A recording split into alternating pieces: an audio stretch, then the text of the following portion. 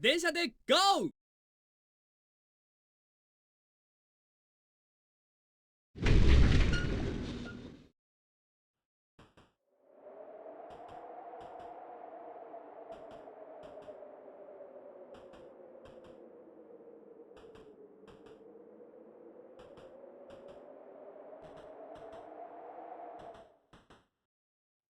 SNK or Shin Nihon Kikaku has been around since the late 1970s. These days they are mostly known for relying on their legacy IPs, King of Fighters, Samurai Shodown and Metal Slug. But there was a time when SNK were an arcade powerhouse, rivaling and frequently bettering heavy hitters like Capcom. Their prolific, groundbreaking 90s output pushed the arcade action platformer and beat-em-up genre beyond anything seen before.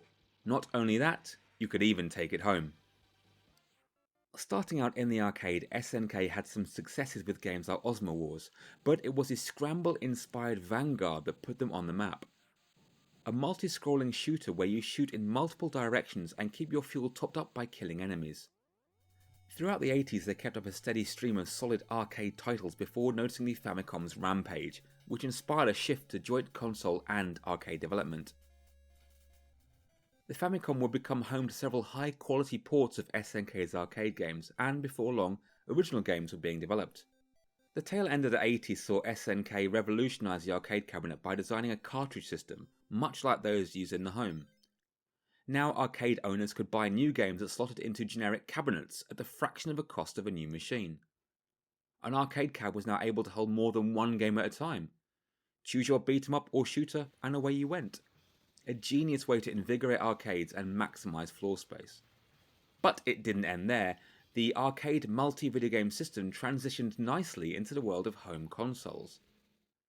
Arcade-accurate games were finally available for consumers.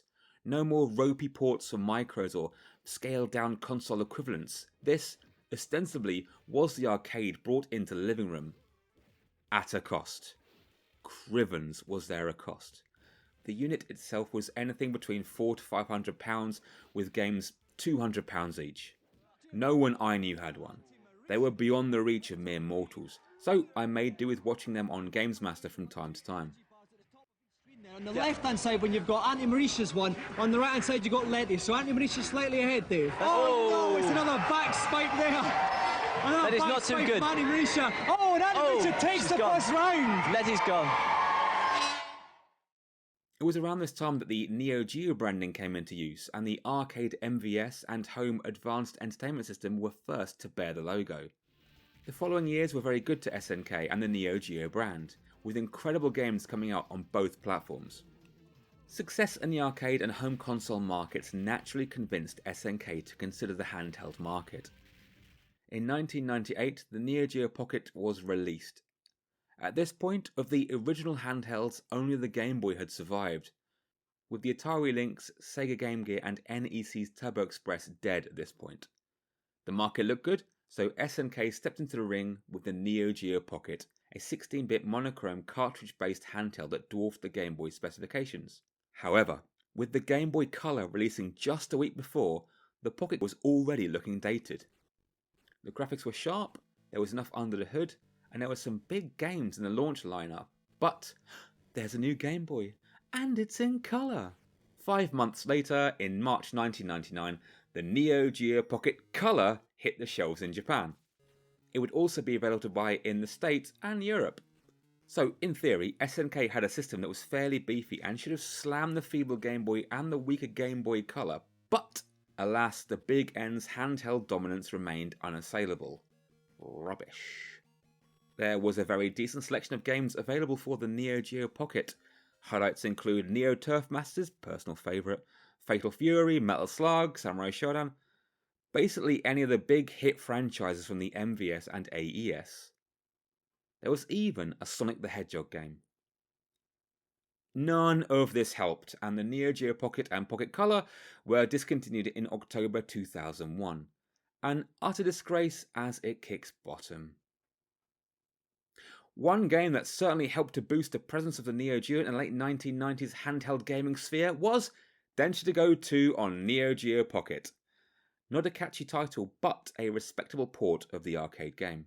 Can I just take a minute to talk about the presentation here? This is the only Neo Geo Pocket Color game I own. I love how this is presented. The book-style case with the manual tucked away behind the cover. I have no idea what the little slot next to the cart is for. Maybe additional accessories were needed for some games.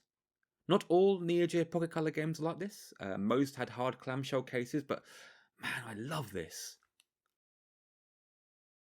So what are we in for this time? The previous handheld games were fairly lackluster. The monochrome WonderSwan games weren't terrible, but the lack of colour and processing power hobbled them. Maybe the grand nature of Densha de GO simply does not translate to gaming on the go. I wonder whether this will buck the trend. On boot, we are met with a simple title screen from where we can go straight to the menu. We have arcade and original modes. Arcade lets us run on any of the 3 tracks and 4 trains. That seems a little stingy.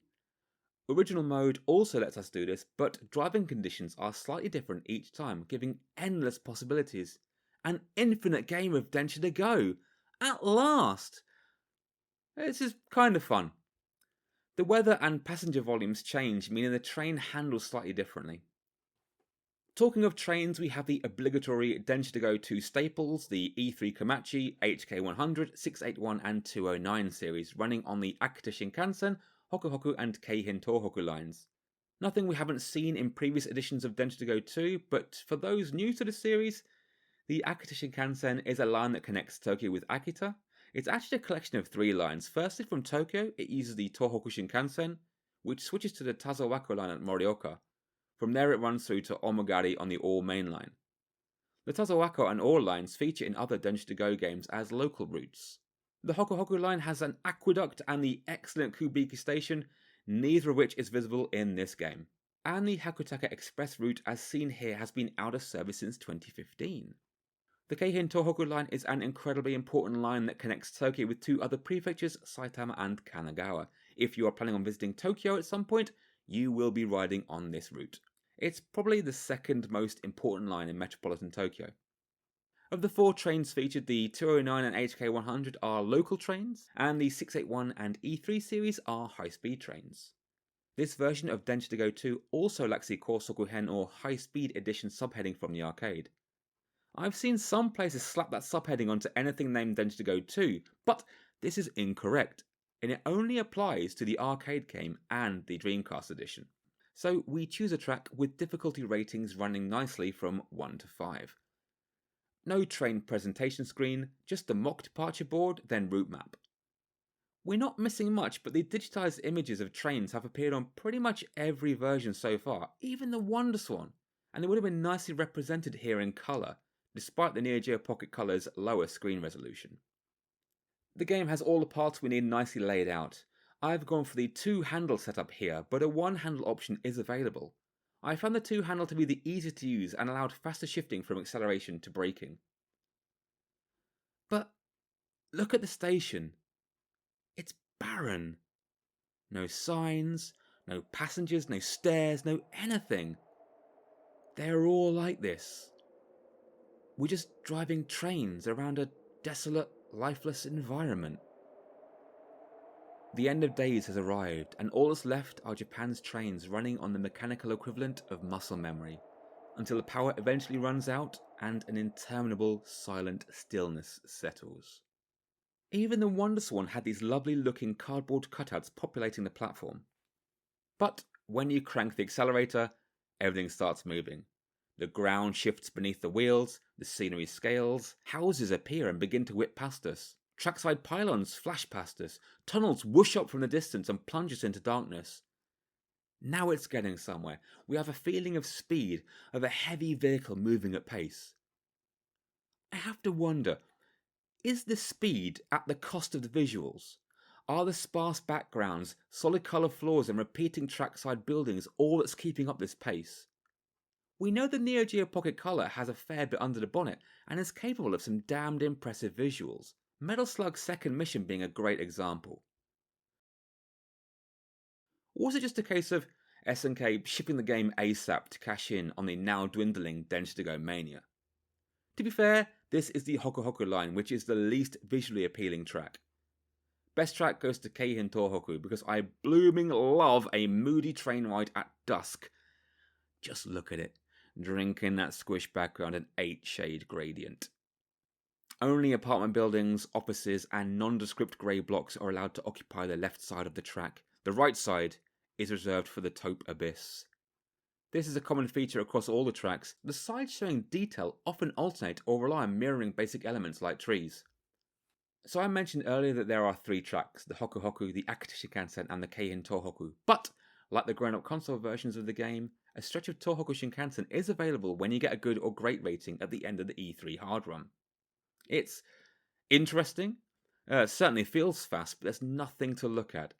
Oh well, at least it's something.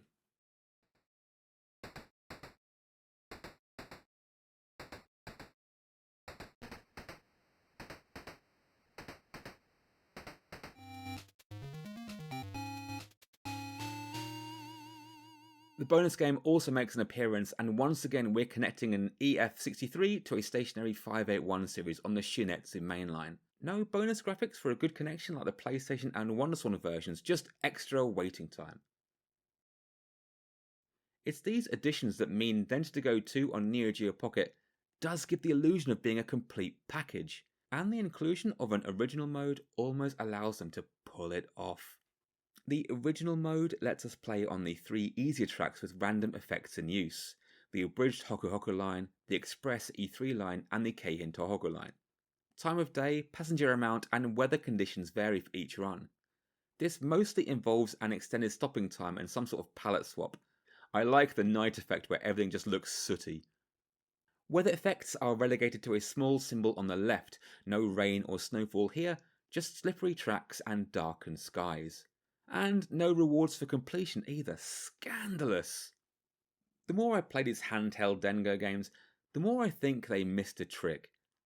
These are quite literally meant to be played on the go, perhaps even when riding on a train, but the game itself doesn't always allow for that. The no continue runs can be as long as 20 minutes, and one's commute might not be long enough to manage it. What I think these games need is a mission mode, maybe just some single stretches between stations with tighter conditions, hazards or limited fuel requiring careful use of inertia. But I think this would be straying too far from the arcade, which is absolutely what led people to take these consumer versions home. What else is there to say? No music during gameplay, as always. No engine effects either, just the gatang-gatong of the tracks. The credit sequence is miraculously dull. I have to say that despite its superior graphical ability, Densha de GO on Neo Geo Pocket Color has given me a whole new appreciation for the WonderSwan games that made valiant attempts to overcome the limits of the hardware. The developers of this one seem content with having a game that moves pretty quickly and not much else. So yeah, this is both strangely the best and most disappointing handheld version. Well, I don't know, that's perhaps a bit hyperbolic. It is a decent enough game, hobbled by a lack of ambition. There's a good sense of speed, good bonus game, and infinite content in the original mode. Not bad for a game made by a whopping 12 people. And the box is glorious. I just wanted to bring that up again. Where on earth can we stick Densha de GO 2 on Neo Geo Pocket on our tier list? I think I might have sounded a bit down on the game, but it is pretty solid. If I had to choose between this and the WonderSwan versions, I'd probably go for this one, if only for the ridiculously good clicky microswitch joystick on the Neo Geo Pocket. I think it's a C. Yeah, overall it's on par with the WonderSwan 2, but looks better, but has less content. What do you reckon? Should we cut some slack for our first handheld colour game? Oh, speaking of, this game is actually backwards compatible with the original monochrome Neo Geo Pocket, so there is that. But playing it that way would drop this down to a solid D. One thing I'd like to mention is the absolute dearth of information available for this game online. There's almost nothing preserved from launch, there's a website that's been preserved, but there's no information. I guess the Neo Geo Pocket just didn't have enough of a following to warrant a dedicated magazine, or even a guidebook. There was a huge market at this time for small pocketbooks that detailed the routes and techniques required to successfully run them. Not for this game. And that's a shame. Right, that will just about do us for today. Up next is a big one, Densha de GO Professional on the PlayStation. It's an absolute monster of a game, so look forward to that one. Thanks as ever for watching, and I'll see you at the next station.